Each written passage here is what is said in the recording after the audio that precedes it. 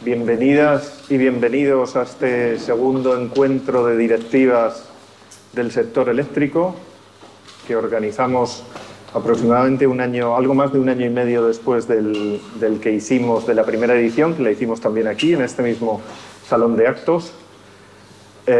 Mi nombre es Luis García, soy el director editorial de Instaladores 2.0 y, en primer lugar, por supuesto, querría agradeceros a todas las participantes vuestra presencia y vuestra participación hoy aquí.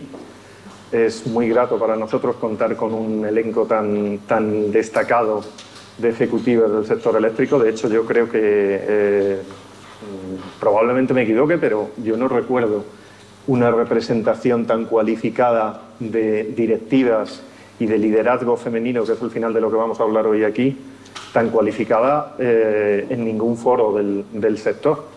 Para nosotros, para Instaladores 2.0, es un sentimiento de alegría muy grande hacer este evento. Primero porque, bueno, somos un medio pequeño, relativamente modesto y la verdad es que el elenco que hemos podido reunir es de una entidad considerable, como decía.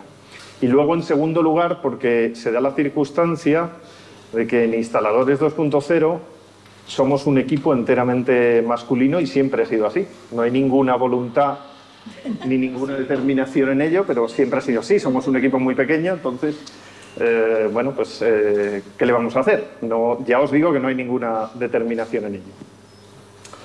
Pero, bueno, lo que ocurre también es que, como decía hace poco que estuvo en España la legendaria deportista americana Billie Jean King, legendaria deportista y legendaria también defensora de los derechos y de la igualdad, de los derechos de las mujeres y de la igualdad. Como decía ella en una entrevista hace un par de semanas, siempre se ha dicho, hay mucha gente que piensa que la igualdad es una cuestión de mujeres, pero que no es así, que realmente es una cuestión de hombres también. Y nosotros, en Instaladores 2.0, con ese desequilibrio de género que tenemos, estamos convencidos de ello. Y por eso organizamos un evento como este y el que organizamos el año pasado. Por eso, lo primero, gracias, Luis. Y, oye, lo mismo, esto crece también en Instaladores 2.0 y la incorporación siguiente es una mujer. Estoy convencida, estoy convencida. En todo caso, yo creo que una de las cosas que sí quiero poner de manifiesto es que habilitar espacios como este es importante en sí mismo. Este espacio en el cual distintas mujeres en distintas profesiones, distintos cargos, mundo financiero, presidentas, directoras del mercado o de una asociación de grandes empresas del sector eléctrico, de la distribución. Yo creo que es bueno para dar ejemplo, para contar nuestra experiencia y para ver que es una realidad palpable y que todas las mujeres pueden acceder a distintos puestos directivos. Luego hay muchas cosas más de las que yo creo que tenemos que hablar, de la brecha salarial, de la igualdad de oportunidades, de muchos aspectos que están en esas cuestiones que también nos habéis avanzado. Pero cuando hablamos de liderazgo femenino, yo siempre pienso en clave en dos grandes campos de actuación, o dos grandes frentes, por decirlo de alguna manera. Uno es cómo incentivamos que las niñas y las jóvenes apuesten por carreras STEM, carreras y formaciones más asociadas al mundo energético, al mundo eléctrico, de la electricidad, y de qué manera pues esa vocación surge, insisto, de espacios como este y muchas otras actuaciones que son necesarias, ¿no? Herramientas desde las administraciones y desde el sector privado, por supuesto. Y el segundo campo o frente de actuación que veo es el desarrollo profesional en sí mismo, cómo conseguimos que las mujeres tengamos una carrera profesional, y hago este gesto, no sé si Patricia seguro que lo entiende muy bien, y es un crecimiento profesional, un enriquecimiento de nuestras carreras profesionales y ver que realmente no solo se nos valora, sino que se nos empodera porque tenemos muchísimas capacidades. Y yo creo que esas son dos frentes, seguro que hay muchos más que me dejo en el camino, que tenemos que trabajar. Creo que la transición energética siempre hablamos del reto, ¿no?, de la transición, el reto de los cambios, pero yo aquí querría hablar de las grandes oportunidades de la transición energética. Un ecosistema que está en plena eclosión, que no para de crecer, que trae muchísimas oportunidades en tantas y tantas cosas, que una de las cosas que me gustaría destacar es que hay que saber explicarlo. El poder transformador de la transición energética, que llegue, para una parte, la vocación.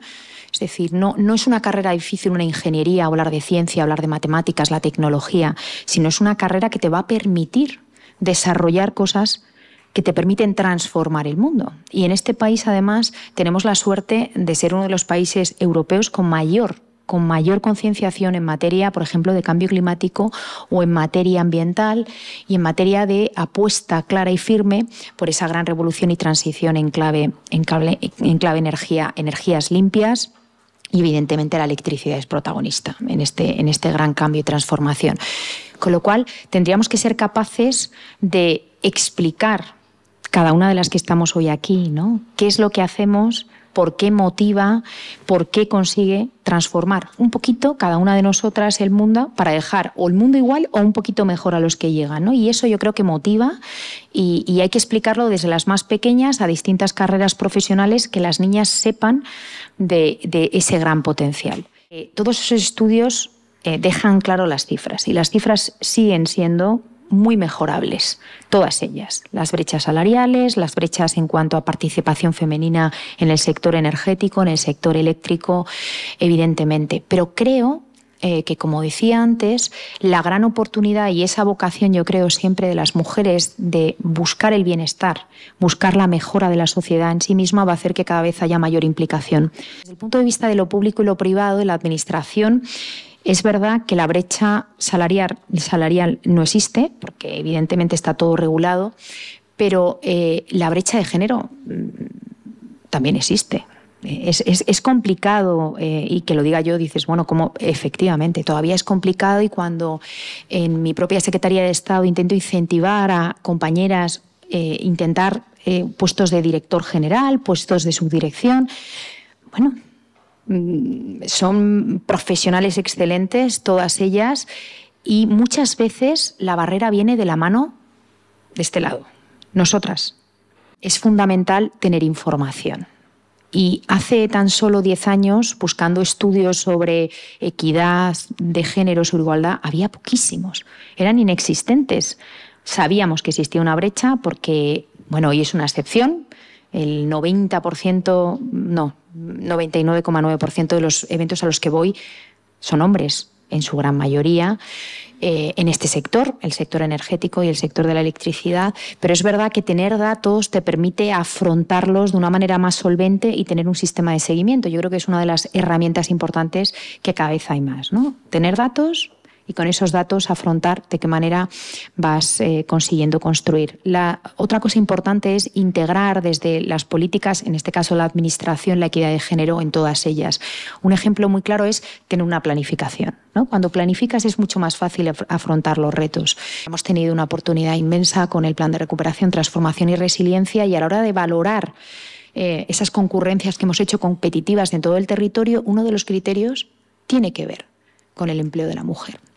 Y tiene que ver con no solo si hay mujeres en esa actividad económica que te intentamos, vamos a decir, ayudar o acompañar, sino qué tipo de empleos se están suministrando, qué tipo de formación y qué capacidad transformadora está ocurriendo en ese campo. Con lo cual, incluir criterios en la administración es fundamental. Entiendo que si esos criterios también se incluyen en la empresa privada, va a traccionar muchísimo mejor esas grandes transformaciones. Pero bueno, yo de momento me quedo ahí. Lo voy a contestar con unas palabras que no son mías, que son de una insigne feminista que falleció el año pasado, Ruth Bader Ginsburg, jueza americana, que decía que las mujeres pertenecemos a todos los espacios donde se toman decisiones. Mientras eso no sea así, pues habrá camino que tomar, ¿no? Pero luego, además, si te vas a los hechos, resulta que estamos en un momento, yo decía antes, medio de broma, que lo del 40% lo tenéis que aplicar vosotros en 0, enseguida, ¿no? Pero ya hablando en serio, si pensáis, la presidenta de la Unión Europea es mujer, la comisaria de Energía es mujer, la vicepresidenta de Energía es mujer, la secretaria de Estado es mujer, la presidenta de la CNMC es mujer, la presidenta de AELEC es mujer, la presidenta de OMI es mujer y, humildemente, la presidenta del TSO español es mujer. Y hay aquí un buen elenco de mujeres representantes, ¿no? Luego, creo que sí que efectivamente estamos en un buen camino y que es evidente que incorporar a la mujer a todos los sectores y al energético y al eléctrico en particular, pues es lo normal. O sea, esto no tendría que ser algo tan excepcional. Pero también es verdad que las cosas se hacen desde arriba abajo. Es así, se hacen de arriba abajo. Se hacen de arriba con regulación y las jurídicas lo sabemos bien. O sea, yo digo siempre que la legislación no impide que las mujeres lleguemos, pero la falta de legislación sí. Y es evidente que se ha impuesto, creo que de forma elocuente, que si no hay regulación que exija que las mujeres estemos en un porcentaje mínimo en todos los órganos de toma de decisiones, a todos los niveles, en todos los sectores, no vamos a llegar. Nosotros fuimos la primera empresa del IBEX 35 con el 50% de mujeres en el Consejo, que mantenemos. Tenemos un comité ejecutivo con el 50% de mujeres, con lo cual es mucho más divertido que el de este amigo mío, que solo tenía hombres. Pero efectivamente esto va de arriba abajo. Y cuando llegamos abajo, pues resulta que no tenemos tantas mujeres en la base. Lo decía la Secretaría de Estado. Es que en las ingenierías y en los estudios técnicos, no en los biosanitarios, sino en las ramas científico-tecnológicas, hay menos mujeres que cuando estudiaba yo, hace la tira de años. Hay menos mujeres. Y eso hace que cuando estas mujeres, que son tan pocas, salgan al mercado, nos peleamos todas las empresas por ellas, por las mismas. Con lo cual, en la base de la pirámide hay muy pocas mujeres. Se me olvida decir, por ejemplo, que la directora corporativa de sostenibilidad también es mujer. Y en el ámbito de la sostenibilidad habrá muchísimas mujeres aquí. ¿Y por qué hay muchas mujeres? Porque el estilo de liderazgo, la manera de construir los equipos, la manera de tejer los equipos, de cohesionarlos, de motivarlos, es distinta.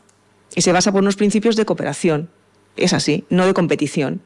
Hace unos años, cuando construías el liderazgo de cualquier persona, tenías 3 cualidades con las que trabajabas, que era la seguridad, la seriedad y la cercanía.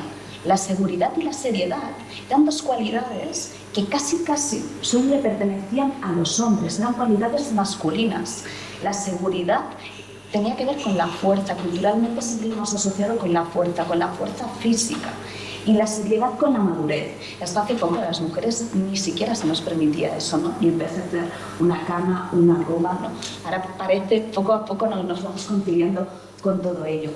Con lo cual, la única cualidad que tenía el liderazgo en la cual podíamos incorporarnos las mujeres tenía que ver con esa capacidad de la cercanía, de la proximidad, de la empatía, que siempre es una de las cualidades, ¿no? Que siempre, cuando se habla de liderazgo femenino, siempre suena o resuena.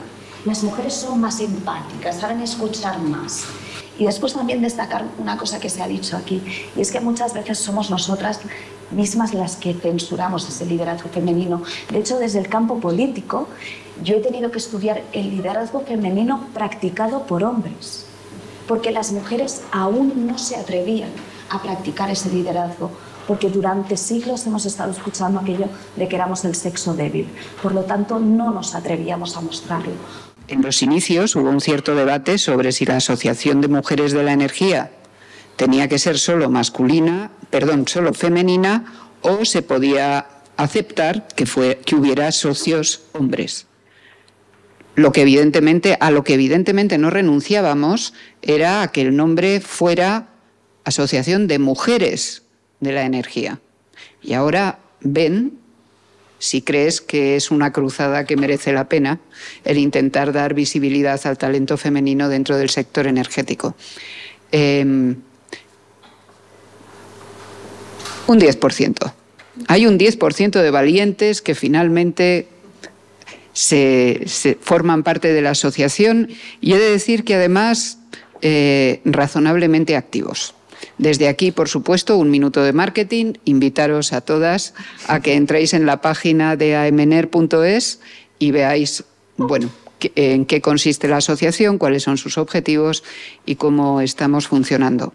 Efectivamente, uno de los temas, y lo apuntaba Sara, sin datos es muy difícil hacer una evaluación de la situación real del sector, pues uno de nuestros objetivos originales era crear un observatorio que nos permitiera ver exactamente cuál era la posición de partida y a partir de ahí pues ver también, poder visualizar y poder monitorizar cómo se estaba evolucionando. La verdad que yo recuerdo, bueno, cuando se lanzaba la iniciativa del observatorio, tener varias conversaciones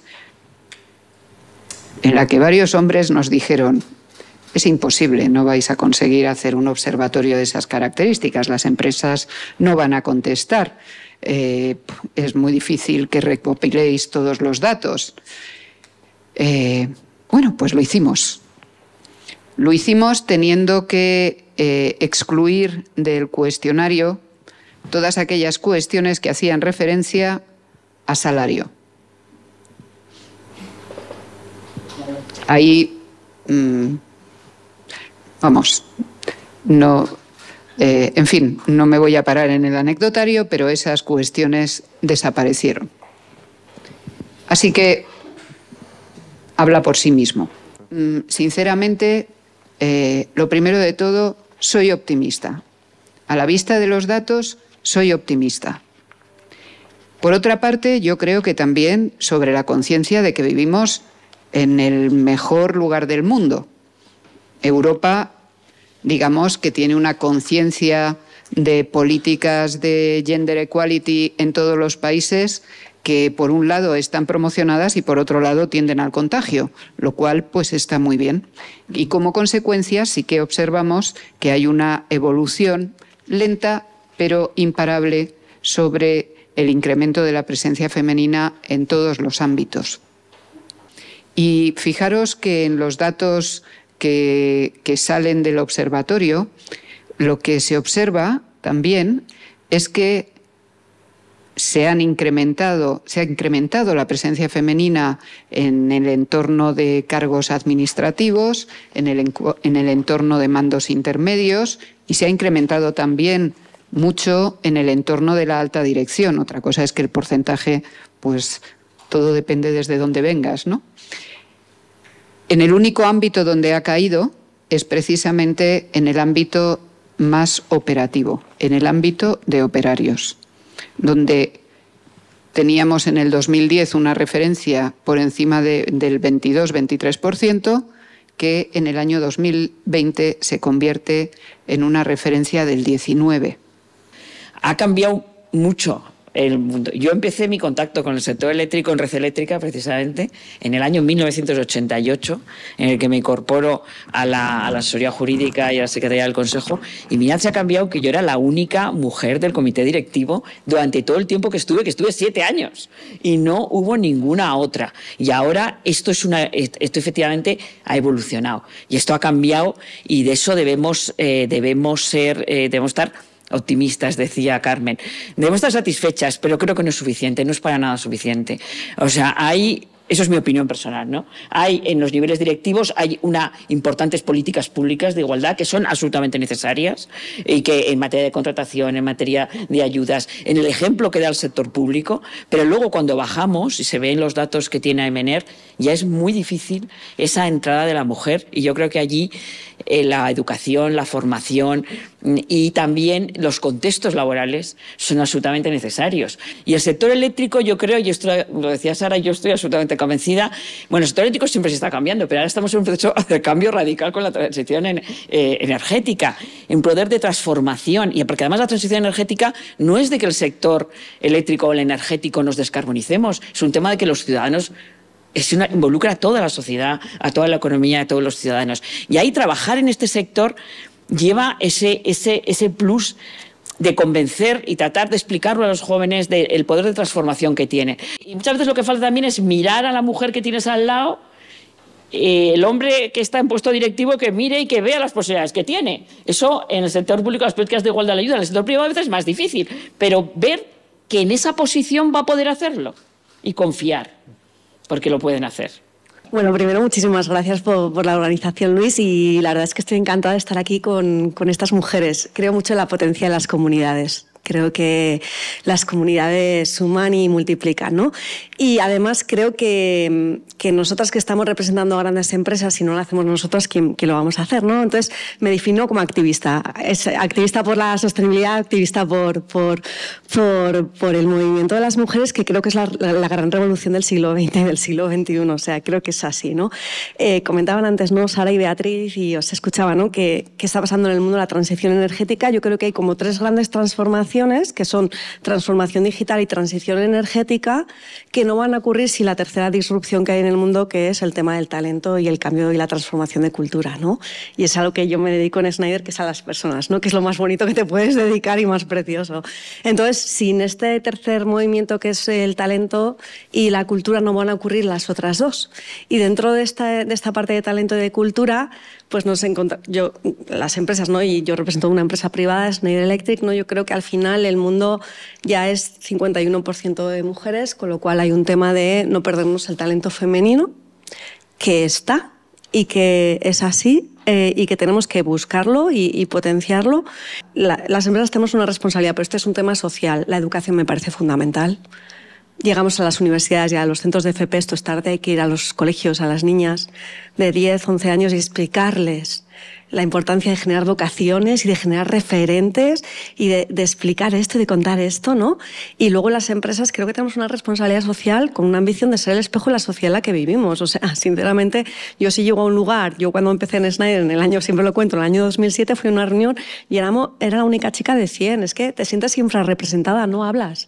O sea, es que es así. Entonces, al final yo creo que en nuestro caso tenemos políticas clarísimamente en todo, o sea, la política de diversidad está incluida en todo lo que hacemos como algo que forma parte holístico, ¿no? Es embebido en todo lo que hacemos y tenemos políticas claramente con cuotas, discriminaciones positivas, etcétera, etcétera. El driver es el talento, pero si no hacemos esto, no llegaremos nunca. Y representamos, como decía antes Luis, pues a 2.000 pymes en la Comunidad de Madrid, instaladores de energía, instaladores de climatización, calefacción, electricidad, fontanería, etc.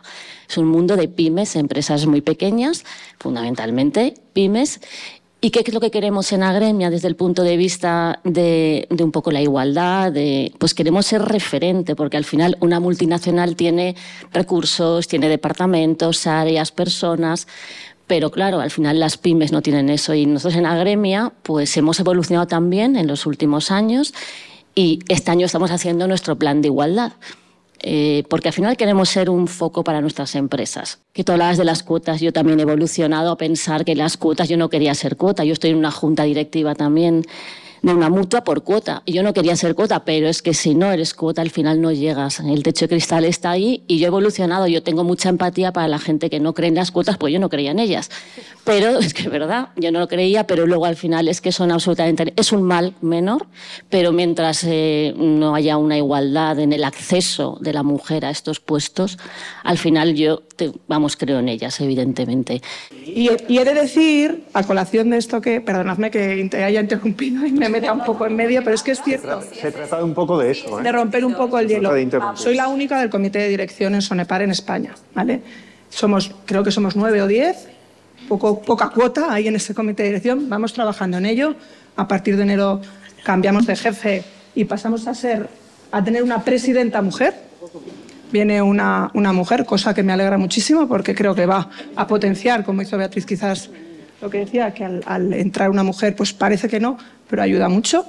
Y he de decir que en la foto de familia del comité de dirección, de las primeras, me puse una americana blanca. Dije, voy a destacar porque encima van a ir todos con chaqueta de traje oscura. Bueno, o sea, eso tú lo sabes hace mucho. Pero hemos coincidido todas en lo mismo. La base de todo es la igualdad de oportunidades, independientemente de cualquier otra característica innata, hombre, mujer o cualquier cosa, es la igualdad de oportunidades. Estábamos revisando el informe de sostenibilidad y el calendario de este año en PEISA, que lo hemos hecho conforme a 12 ODS que hemos elegido y tal, y buscamos imágenes y frases y al final de todo estaba ahí. Todo empieza en el mismo sitio y termina en el mismo sitio. Si todos tenemos las mismas posibilidades, es la forma. También me gustaría hablar de las cuotas porque yo soy del mismo equipo. Yo también he cambiado de idea. Yo participé, y mira, quería comentarlo porque porque en el Global Summit of Women, que el año próximo va a ser aquí en Madrid, que esto es una cosa muy importante, en los días 9 y 11 de mayo, bajo el lema Mujeres dinamizando las economías del futuro. Y allí, escuchando empresas internacionales, y yo, ¿qué cuota? No, que yo no llego por cuota, yo llego por, como todas las que hemos dicho aquí, ¿no?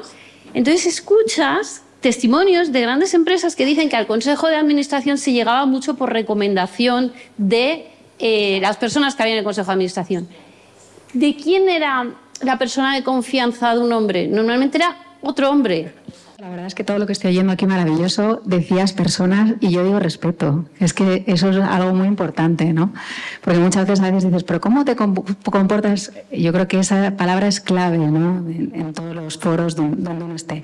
Al final tiene que estar comprometida la dirección también para que las cosas pasen dentro de las organizaciones, y las organizaciones tienen que ser un reflejo de la sociedad, tienen que ser equilibradas, y lo que hay en la sociedad ahora mismo pues lo tenemos que tener. Estamos hablando de diversidad de género aquí, pero hay diversidad, y yo creo que hay que ir más allá, ¿no? De diversidad en general, y en las empresas pues tenemos que también apoyar y fomentar esa diversidad también a todos los niveles, ¿no? Pero bueno, centrándonos en eso, hablábamos de planificación y hablábamos de datos, y yo creo que ahí es importante hablar de los famosos KPIs, ¿no? Del seguimiento, de me tengo que poner un objetivo y tengo que medir también un objetivo medible, y tengo que hacer seguimiento de ese objetivo, ¿no? Por ejemplo, en ABB pues nos hemos puesto el objetivo en 2030 de que el 40% de los empleados dentro de nuestra organización sean mujeres, ¿no? Y es un objetivo muy ambicioso, ¿no? O sea, es nuestra ambición. ¿Lo conseguiremos o no? Es nuestra ambición, porque creo que lo tienes que plantear. Y tienes que además hacer seguimiento de eso. ¿Y dónde? Pues el comité de dirección hace seguimiento todos los meses de esos objetivos. Creo que queda mucho por hacer, efectivamente. Creo que estamos en un momento muy bueno. Estamos en el siglo de las emociones, que hablabas. O sea, que yo creo que la mujer, que tradicionalmente también se ha vinculado con eso, que a veces incluso estaba como mal visto, ¿no? Tenías que ser más seria, más... A mí me alegra hoy en día pues que uno pueda tener esa cultura que es lo que he hablado, de respeto, ¿no? De poder levantarte a hablar, expresar, ¿no? Y que no se te juzgue por eso. Y eso es diversidad en general, ¿no? Creo que es muy importante, ¿no? Porque estamos generando ese cambio. Las cuotas, bueno, es un elemento más, son un elemento más, pero es insuficiente las cuotas, hay que hacer más cosas, ¿no? Y yo creo que para eso los planes de igualdad, ¿vale? Es lo que marca la regulación, pero hay que ir más allá también, hay que ser ambiciosos, ¿no? Eso es al final el mensaje que yo creo que es importante trasladar, ¿no? Y ahí cada uno individualmente podemos hacer en nuestro día a día, no solamente como organizaciones y demás, aunque por supuesto como organizaciones mucho más. Y bueno, desde Sonepar a nivel mundial se están tomando muchísimas iniciativas. Creo que hay muchísimo por hacer, porque hablar, como estamos hablando hoy, creo que es una gran iniciativa. Muchas gracias a Instaladores 2.0 por organizarla y por reunirnos a todas hoy. Y bueno, como prioridad, por lo menos desde mi humilde opinión y posición, creo que hay que empezar por algo súper básico, que es la educación en las escuelas.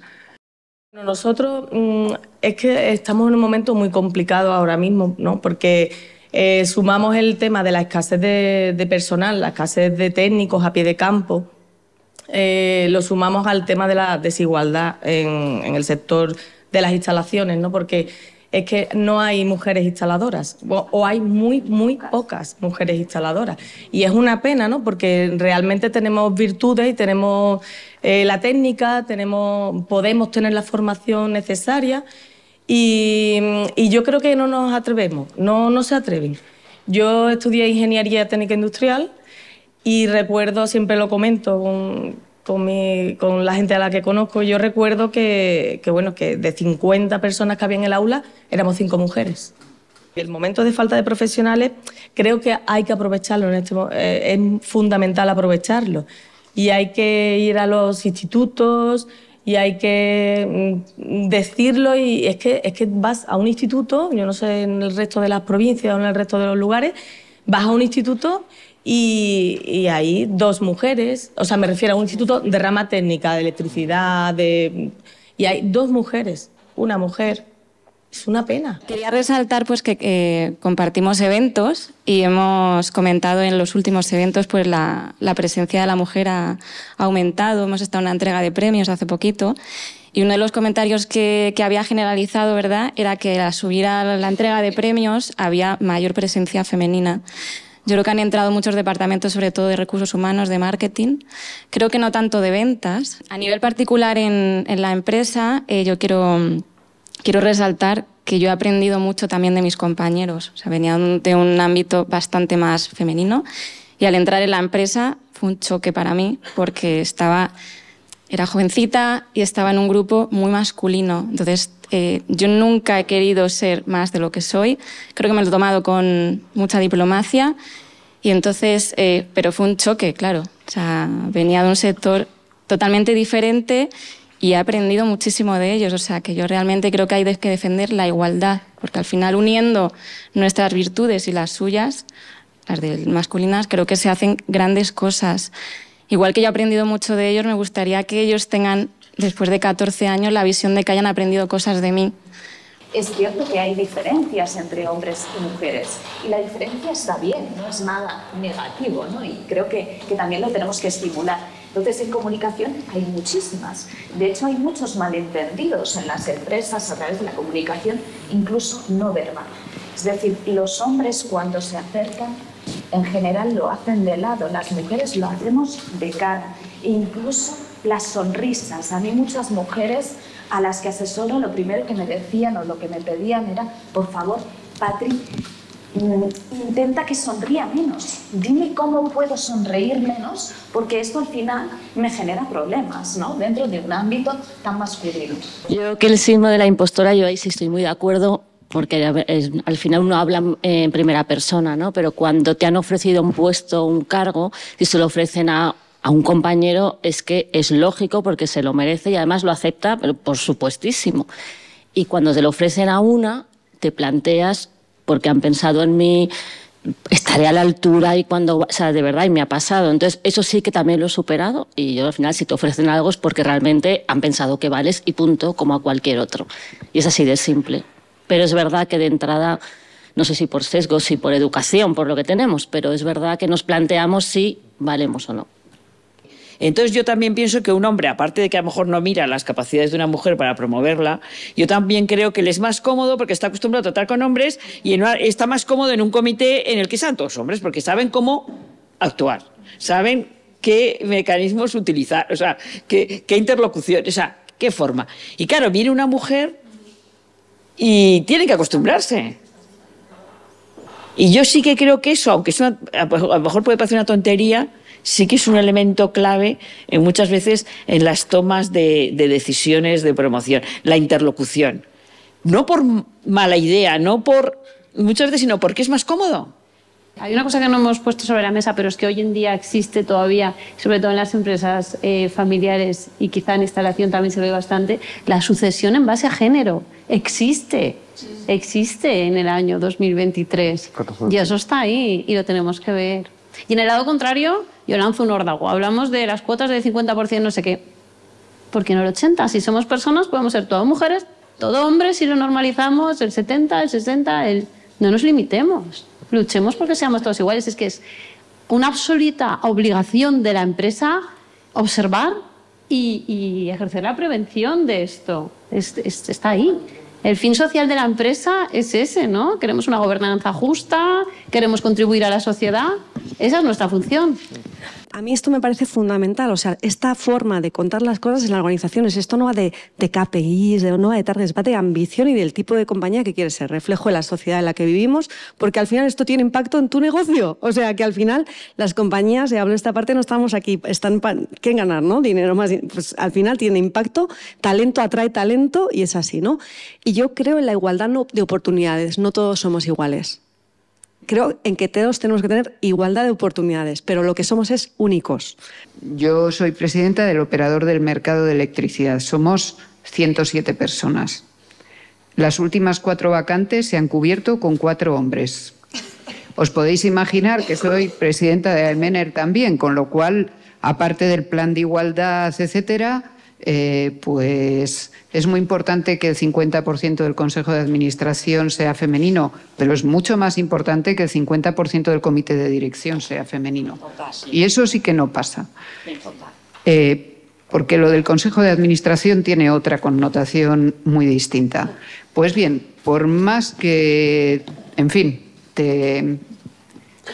sobre la convicción intentas llevar adelante un incremento de presencia femenina en la plantilla, pues el primer problema, el primer escollo es que no hay. Uno de los elementos observados en todo el tema de educación es que hay pocos perfiles que puedan adaptarse a las ofertas de empleo que hay. Pero la otra cuestión es que, chicas, el kilovatio hora no tiene ningún sex appeal. Yo creo que efectivamente hay mucho que hacer, hay mucho que pelear, pero sobre todo hay mucho que pelear muy desde la base.